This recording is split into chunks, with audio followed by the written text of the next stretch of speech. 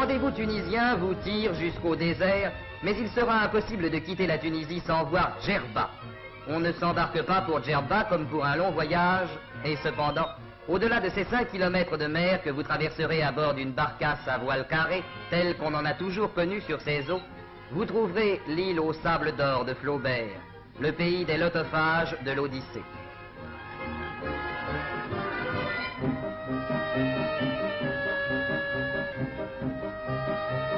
Cette terre silencieuse invite aux songes infinis, aux rêveries indistinctes. Pas de violence, seulement un paysage tranquille, semé irrégulièrement d'oliviers et de palmes. Pas d'industrie. La vie s'est arrêtée ici voici 1000 ans ou 2000 ans, ou davantage.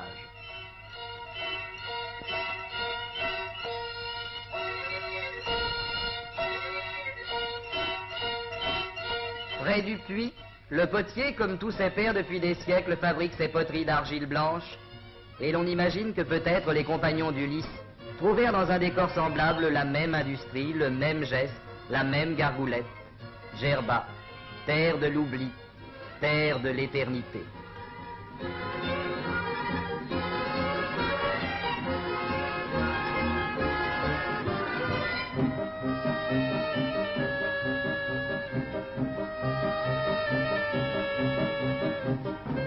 Voici Umtsuk, capitale paisible d'une terre propice à la douceur de vivre. Maison calme, sous un ciel calme.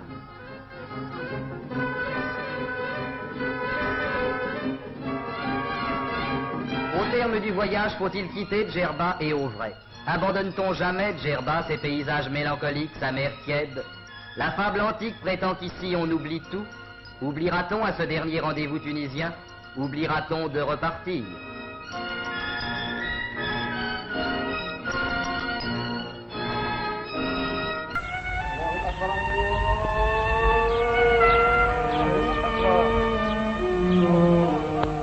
Voici donc Djerba, cette île que l'histoire et la légende se disputent. Un univers à part dans une Méditerranée agitée, un coin de paradis dans un sud tunisien désertique. Djerba, l'île des lotophages. Souvenez-vous, Homère y faisait débarquer son Ulysse il y a de cela plus de 3000 ans. L'île, dit-on, produisait alors le lotos, ce délicieux fruit qui suscitait l'oubli. Les compagnons du navigateur en apprécièrent tellement les vertus qu'ils faillirent oublier leur patrie. Mais cette belle légende, tout comme celle des pommes d'or du jardin des Hespérides, ne représentait probablement pour Homère qu'une allégorie poétique, un symbole de la douceur de vivre sur ces rivages polynésiens, une évocation imagée de l'unique île hospitalière dans le périple d'Ulysse.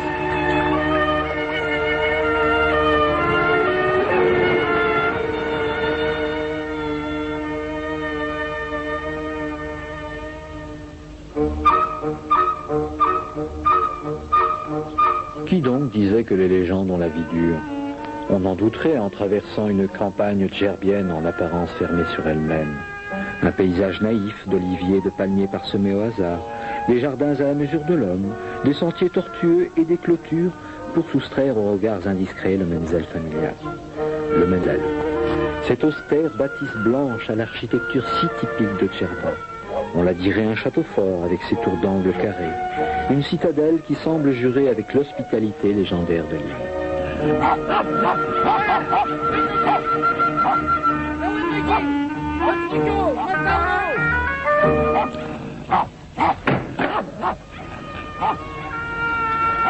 Eh oui, essayez donc d'entrer dans un Menzel.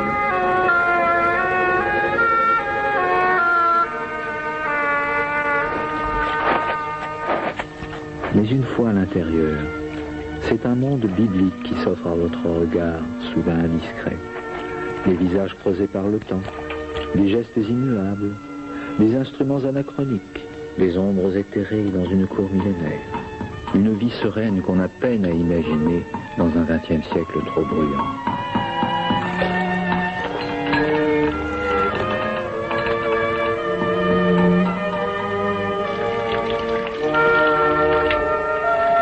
C'est l'heure des ablutions. Dans les pièces longilignes du Menzel, la maîtresse des lieux s'empresse de brûler de l'encens pour éloigner les mauvais esprits. Penserait-elle à nous par hasard? On ne le saura jamais. Non, malgré les apparences, le Djerbia n'est pas xénophobe. Il est tout simplement un individualiste, acharné à protéger sa vie privée et sa liberté dans le cadre du splendide isolement de son Menzel.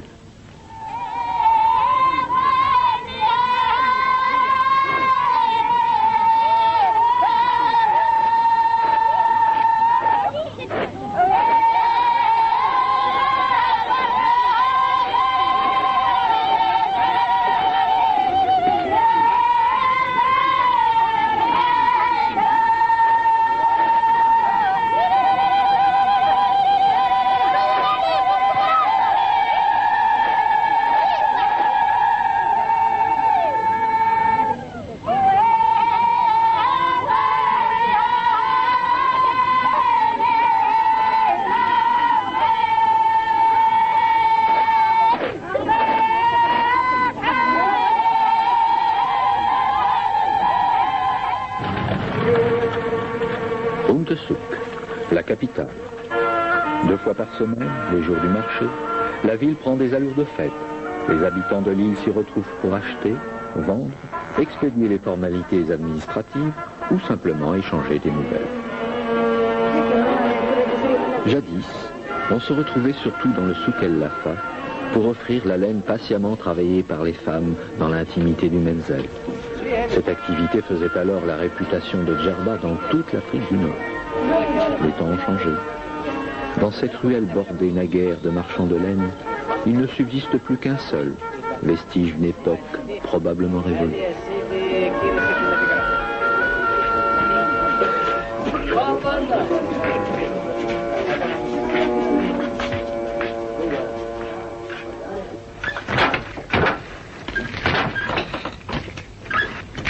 Et pourtant, les vieux tisserands de Melita ou de Sédoukesh, dans la pénombre de leurs ateliers à l'architecture si originale, malgré une concurrence industrielle sans merci, continuent de tisser le temps, comme il y a des millénaires. Mais la relève sera-t-elle assurée ?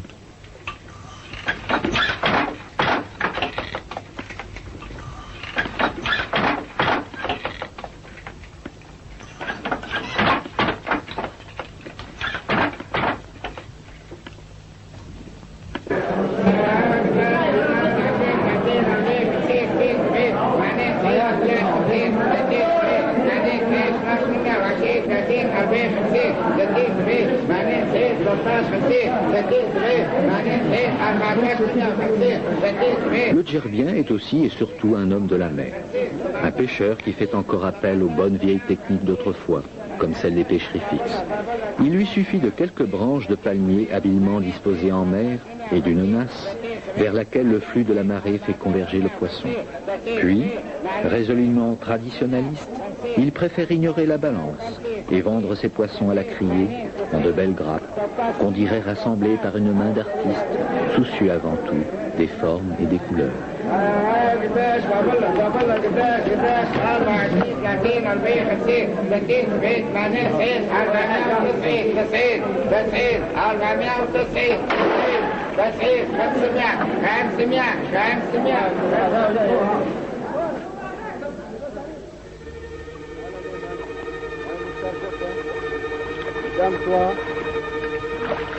Mais quelques grappes de poissons ne suffisent pas aux besoins de la famille.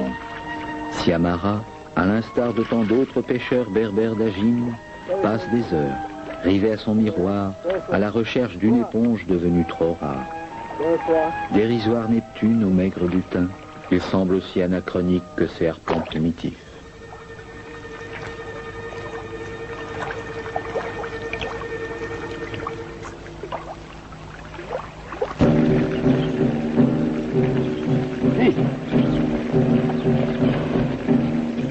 Bien que desservi par un climat aride et un sol souvent avare en eau, le Djerbien est également un agriculteur ingénieux. Véritable homme orchestre, il lui arrive de passer selon les saisons de sa barque, vers son atelier de tissage ou encore vers son jnem, ce verger jalousement travaillé par toute la famille. Ainsi, dans les jardins de Marboubine ou de Midoun, la femme, coiffée de son antique pétase, autant que l'enfant ou le vieillard, s'attelle souvent à des instruments agricoles qu'utilisaient déjà les contemporains de Magon sur cette même terre, alors carthaginoise.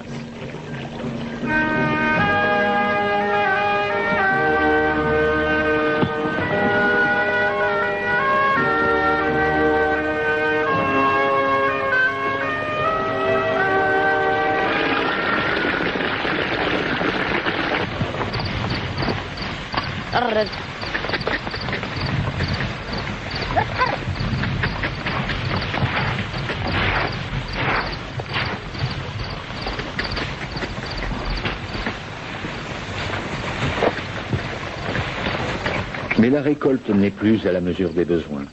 Pas seulement à cause du manque d'eau ou de la pauvreté des terrains. Désormais, les bras aussi se font rares. Le Djerbien, cet insulaire jadis viscéralement attaché à son île, émigre vers des cieux plus cléments, avec la ferme intention de faire fortune dans le négoce pour lequel il est particulièrement doué, et l'espoir fugace de retourner un jour vers l'île pour mieux la maîtriser.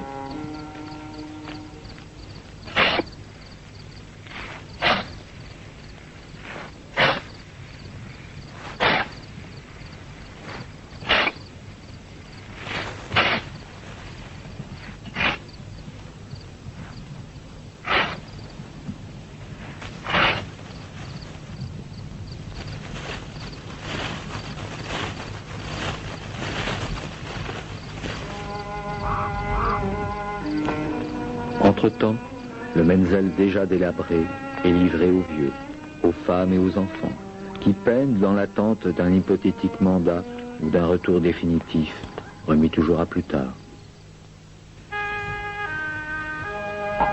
Mais que l'homme soit ici ou ailleurs, la corvée de l'eau, cette eau si rare à Djerba, revient traditionnellement à la femme.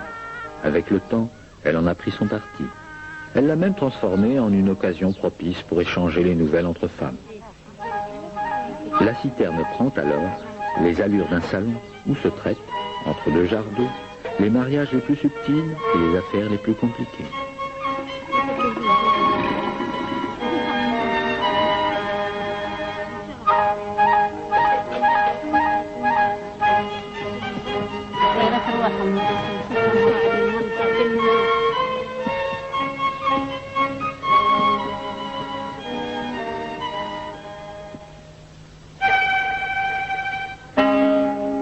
Guelala, un village sorti de la nuit des temps, une cité qui raconte l'argile et la poterie depuis des millénaires. J'ai cherché des potiers, j'ai trouvé des poètes. Nul autre métier ne fait mieux penser à Dieu qui forma l'homme du limon de la terre. Ainsi s'extasiait Georges de Duhamel devant ces dieux de l'argile qui malaxent la vie du bout de leurs sensibles doigts d'artistes sous les voûtes sombres de leurs ateliers préhistoriques. Des gestes mesurés, un mystère qui continue infatigablement, passionnément, pour façonner les mêmes amphores qu'à l'époque égéenne.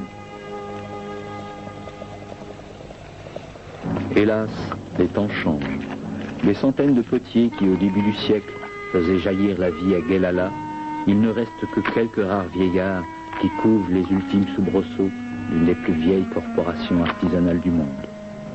Vaincus sans même avoir engagé de bataille avec un modernisme effréné, les dieux de l'argile se sont retirés de l'arène, ou bien se sont convertis en potiers pour touristes. Grandeur et décadence d'un métier divin. Car le tourisme, il fallait s'y attendre, ne pouvait éviter l'île des lotophages. Entre lui et Djerba, une histoire d'amour et de haine s'est tissée au fil des ans. Une histoire qui n'a pas toujours eu les effets les plus heureux sur le charme archaïque de la vie djerbienne. Puis ce feu prométhéen ne jamais s'éteindre.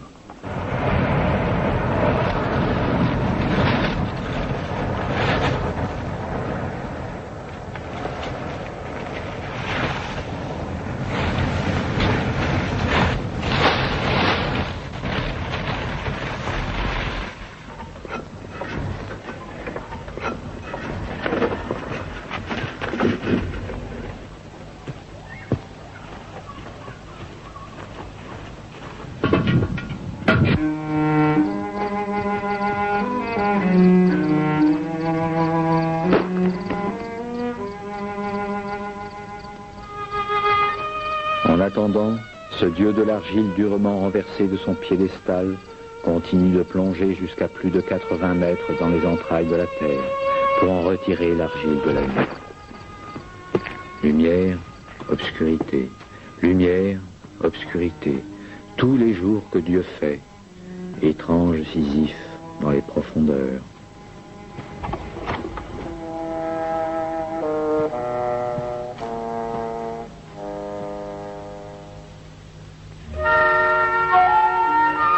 Mais qui est donc ce Djerbien que la mer semble avoir façonné à son image, impétueux et serein, mais jamais apprivoisé? Qui est ce Djerbien dont le formidable besoin d'indépendance lui a fait écrire de glorieuses pages dans l'histoire de l'île? Méninx, Tipasa, Aribus, Panzita, des sites qui racontent la grandeur de Djerba depuis l'Antiquité.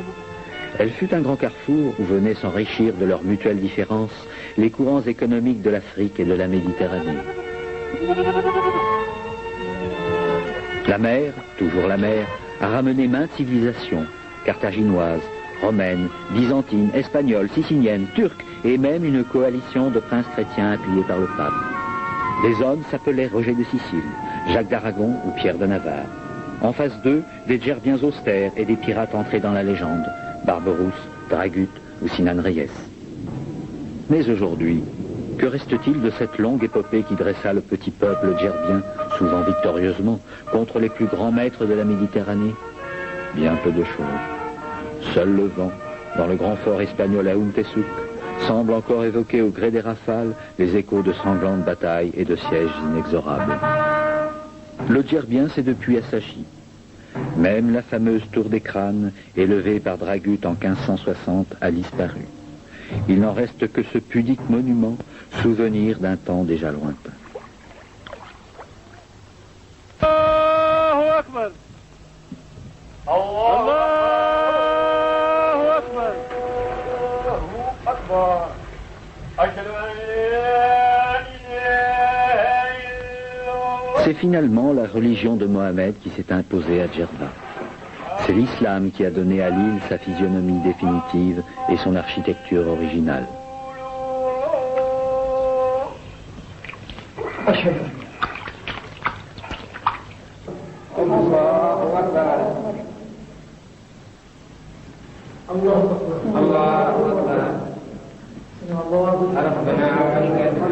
Cinq fois par jour, la prière. 5 fois par jour, la rencontre d'Allah et de soi dans l'intimité de la mosquée. Le Djerbien a toujours été un fervent religieux et un homme de grande piété. C'est ce qui a d'ailleurs animé en lui cet esprit de résistance si caractéristique.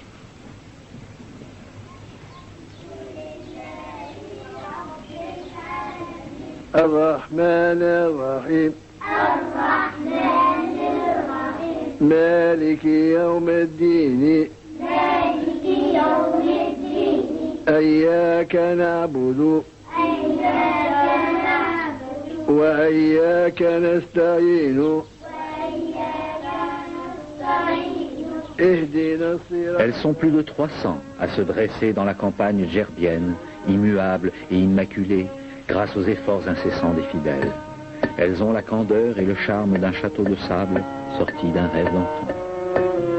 Qu'elles traduisent dans leur architecture sobre le dépouillement et le puritanisme ibadite, ou dans leur majesté l'apparat et la magnificence de l'orthodoxie malékite, les mosquées djerbiennes constituent non seulement des lieux de culte et de ferveur religieuse, mais aussi des refuges dans les périodes d'insécurité et des centres d'enseignement coranique toujours appréciés.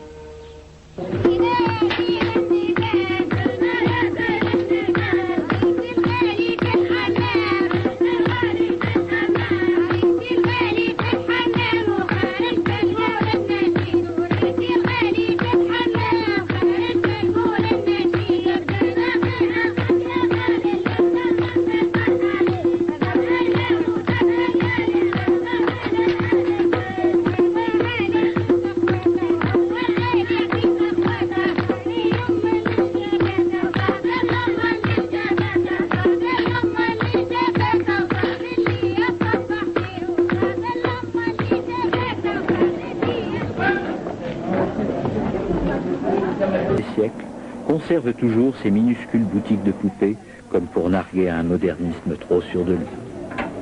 Même le vieux Hamous, bijoutier d'une époque révolue, n'a fait qu'une unique concession au temps moderne, une dérisoire bouteille de gaz.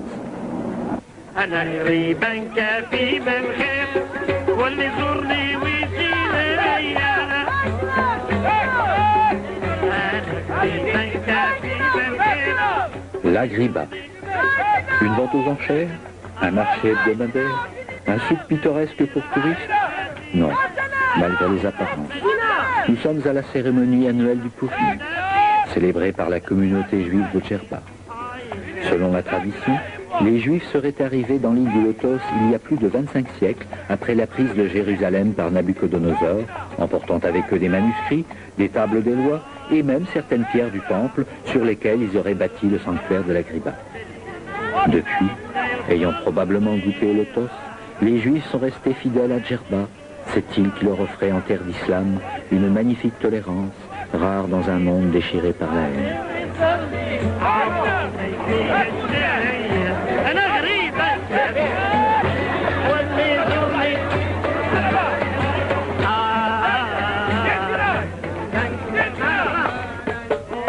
Une fois par an, on vient de tous les coins du monde en pèlerinage à l'Agriba, devenue sainte entre les saints.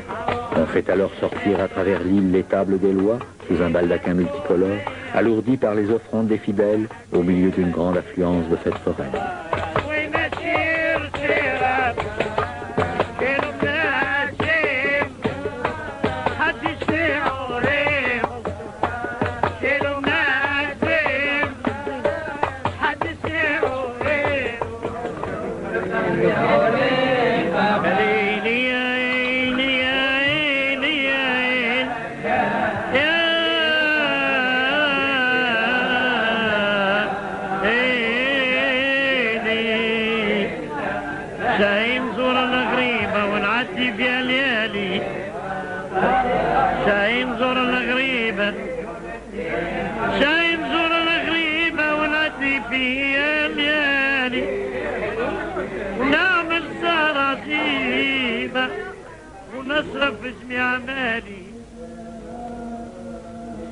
La fête s'est terminée. Dans la vieille synagogue, des hommes au visage biblique, des prophètes obscurs, continuent de prier, comme si le temps avait suspendu son vol depuis des millénaires.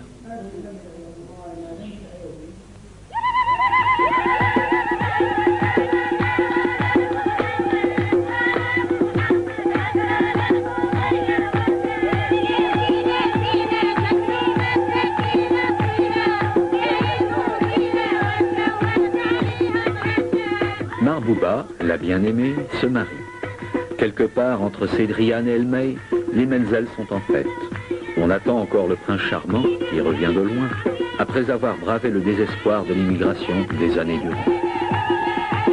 Mais la fête sera réservée et modeste. Le mariage, resté lui aussi dans la tradition, est une affaire strictement intime où l'étranger est rarement toléré. Marbouba, la bien-aimée, se marie. La tradition est sauve et la vie continue. Peut-être. Mais le temps, après avoir suspendu son vol sur Djerba pendant des millénaires, semble vouloir se rattraper à toute allure, et la légende s'effrite inexorablement à l'image de cette disparition progressive des dieux de l'argile. Se pourrait-il que ce qui avait fait le charme de l'île des Lotophages 30 siècles durant disparaissent devant une civilisation envahissante? Que serait alors dans l'avenir l'île du Lotos sans le Lotos?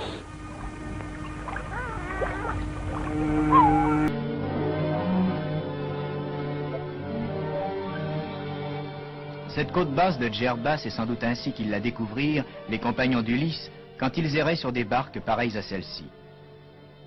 Aujourd'hui, ces barques ne vont pas si loin. Elles se contentent d'une odyssée à moindre prix, venant de Sphax ou de Gabès, croisant sur ces hauts fonds peuplés de pauvres équipages de pêcheurs d'éponges, identiques à ceux des mers océaniennes.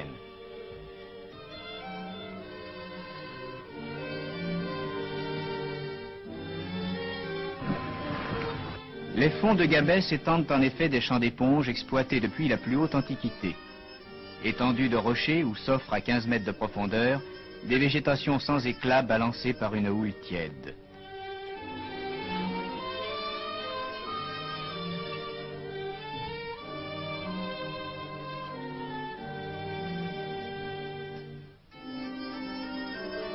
Un port sans importance à Jim donne accès à Djerba. Pas de bruit, pas de mouvement. À peine si l'arrivée d'une barque à la cargaison bigarrée y jette une animation vite éteinte. L'accueil de Djerba, c'est le silence.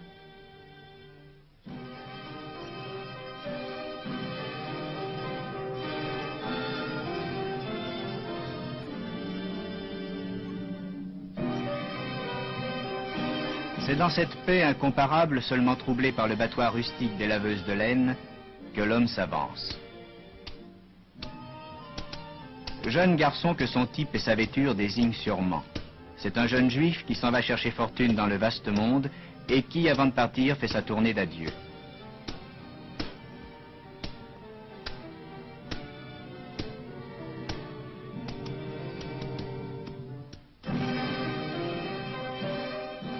Des maisons de tisserands à l'architecture si particulière qu'on les reconnaît à leur forme, monte un bruit de bois heurté et une chanson de métier.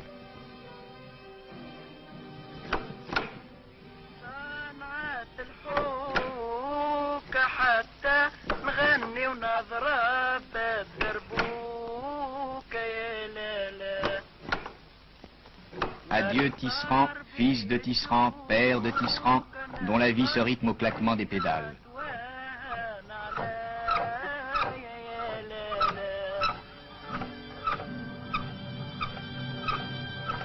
Le bruit du dévidoir se perd dans les pas de personnages poussiéreux, cavaliers de petits ânes poussiéreux, unique animation de ces routes sans voiture.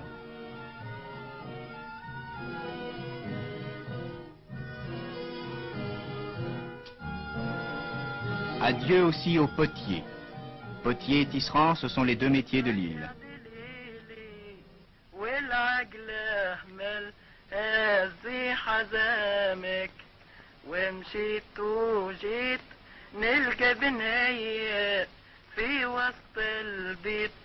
Il reste toujours un écho dans ces ateliers frais aux voûtes romaines où ressurgit soudain des jarres gigantesques le souvenir d'Ali Baba.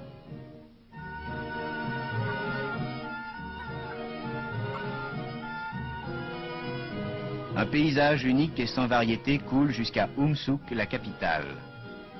C'est un marché rustique comme couvert d'un brouhaha tranquille. Le seul endroit de l'île où le silence ne fasse jamais escale.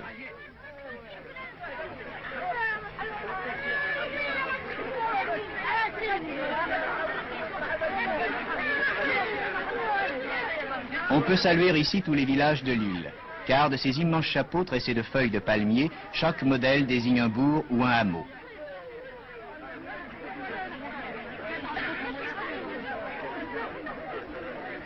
Dans un coin du marché, le chapelier réserve une surprise. 3000 ans après l'Odyssée, il tresse encore cette coiffure étonnante, venue tout droit de la Grèce antique, le chapeau d'Hermès, le pétase, et qui porte ici toujours ce même nom.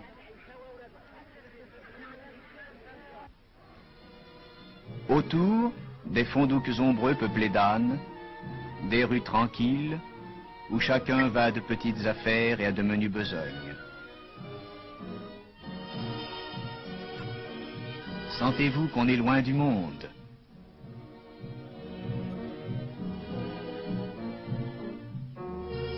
Loin du monde, plus loin encore.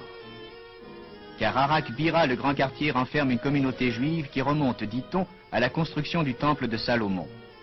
Ces murs croulants annoncent que la mort menace cette parcelle de Bible vivante, restée identique à ce qu'elle était au temps de Babylone.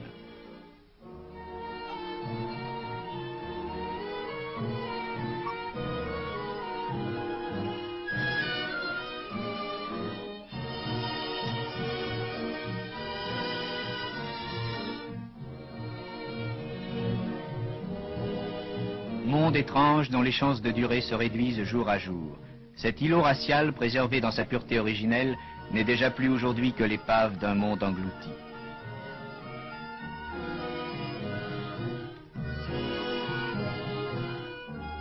Cependant, sans souci du temps qui passe, dans les 30 synagogues, l'étude du Talmud se continue comme voici 3000 ans.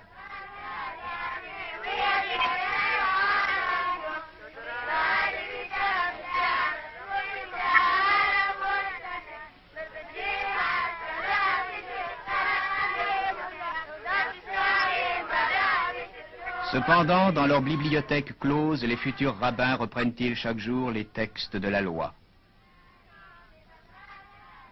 Cependant, dans chaque sanctuaire, les écoliers avec une extraordinaire familiarité continuent-ils d'ouvrir pour le passant les rouleaux de la Torah.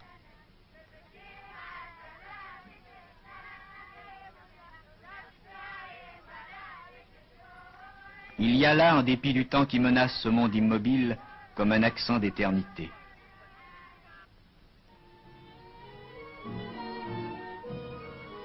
Derrière une porte amie, des bruits de fête. La jeune fiancée cloîtrée depuis 2 mois est aujourd'hui présentée aux femmes du village.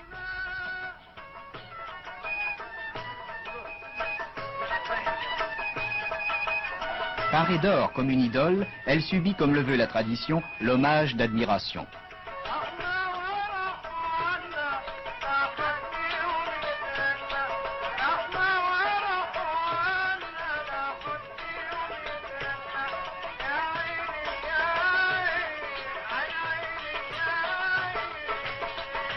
Mais aucun regard d'homme ne doit effleurer ce visage avant le jour du mariage.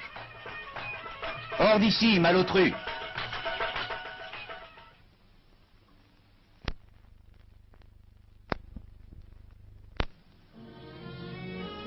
Mais on ne quitte pas Djerba sans un salut à la Griba, le sanctuaire vénéré dont le caravansérail abrite 3 jours chaque année des milliers de pèlerins réunis autour de la légende d'une étrangère énigmatique et miraculeuse, la Griba, la solitaire.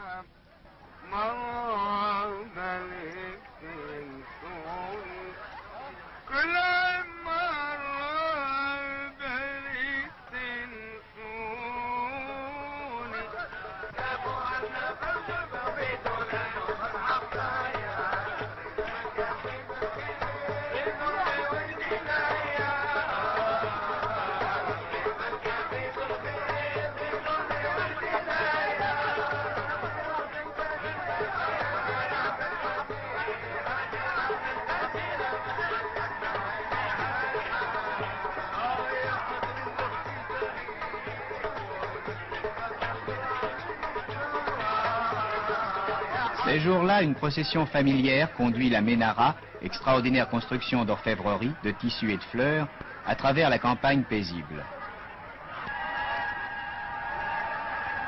Une foule où tous les mondes se coudoient l'accompagne dans le bruit des prières et le chant des psaumes.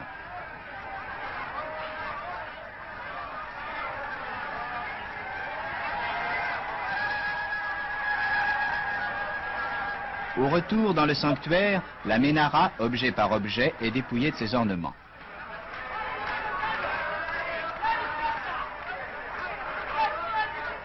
La foule se dispute ses pieuses reliques aux plus offrants.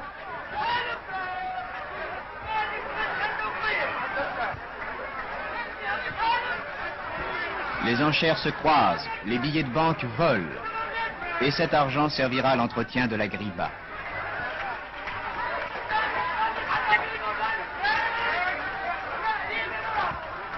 Le long des murs, les cierges s'allument. Une piété puissante s'exprime avec de petites flammes. Et dans un coin retiré, les chapelains du sanctuaire continuent de psalmodier les Écritures. Étonnante réunion où l'on retrouve, sorties vivantes du livre saint, les figures mêmes des prophètes.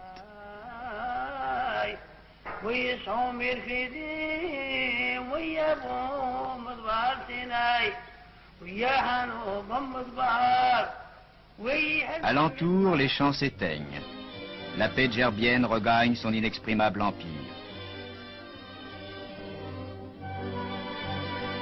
Et devant telle scène aperçue, peut-on demander si nous ne sommes pas revenus 30 siècles en arrière?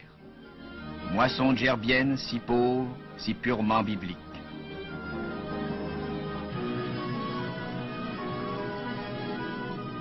Tout au plus le battage met-il une note joyeuse dans cette insistante mélancolie. Adieu aux moissonneuses si pareilles à celles du livre de Bose. Adieu à ce qui fut Djerba la biblique. Tout autour, plus pressante, cette idée de muette éternité si singulière que les anciens ont parlé de Djerba comme du pays de l'oubli.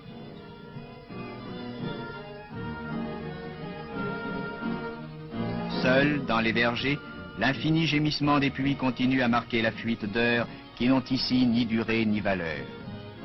Mais pour combien de temps? Combien d'années encore pourrons-nous dire en regardant Djerba? Aujourd'hui, il y a 3000 ans.